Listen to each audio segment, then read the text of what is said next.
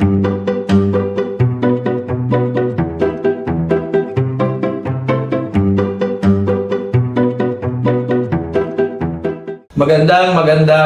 araw pong muli sa inyong lahat. Konting kaalaman at gabay sa ating pang-araw-araw na buhay. Mabilis lang po ako ngayon.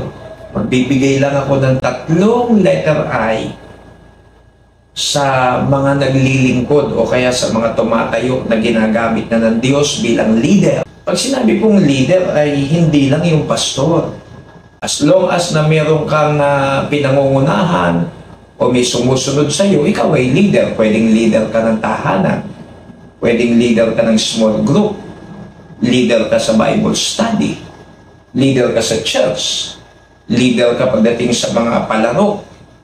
Marami. Basta mayroong sumusunod sa iyo, may tumitingala, may nakikinig, meron kang tinuturuan.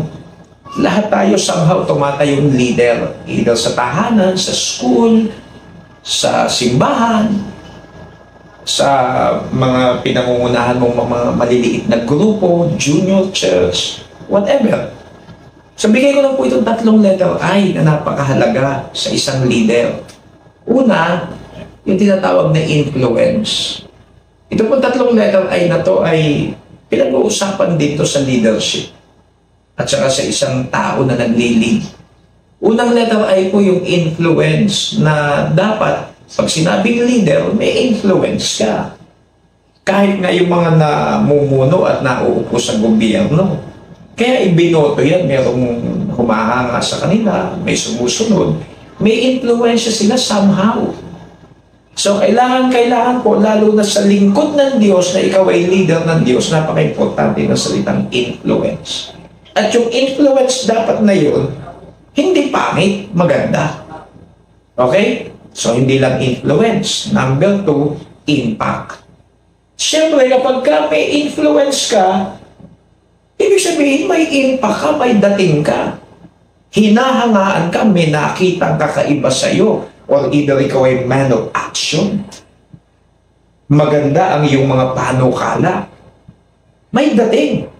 Napapawaw sila, may impact ka doon sa ginagalawan mo sa paligid mo.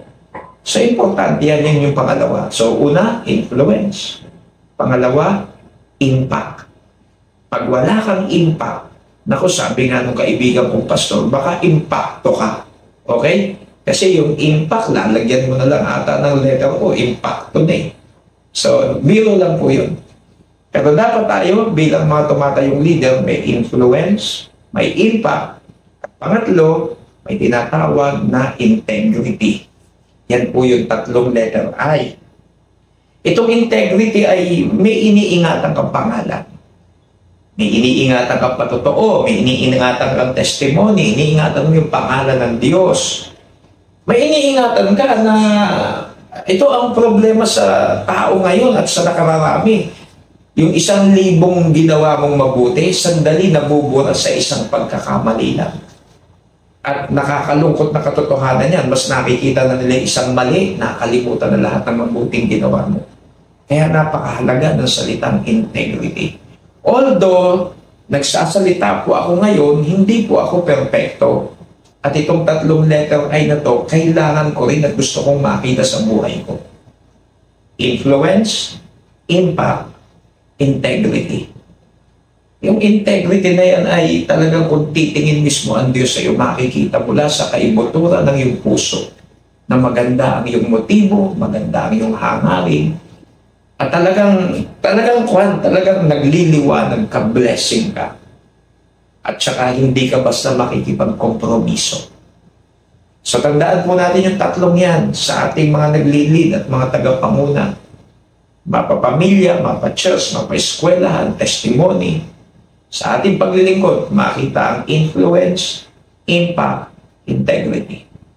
So muli, hanggang dito na lamang ako. Ito po ang inyong lingkod, ang Peking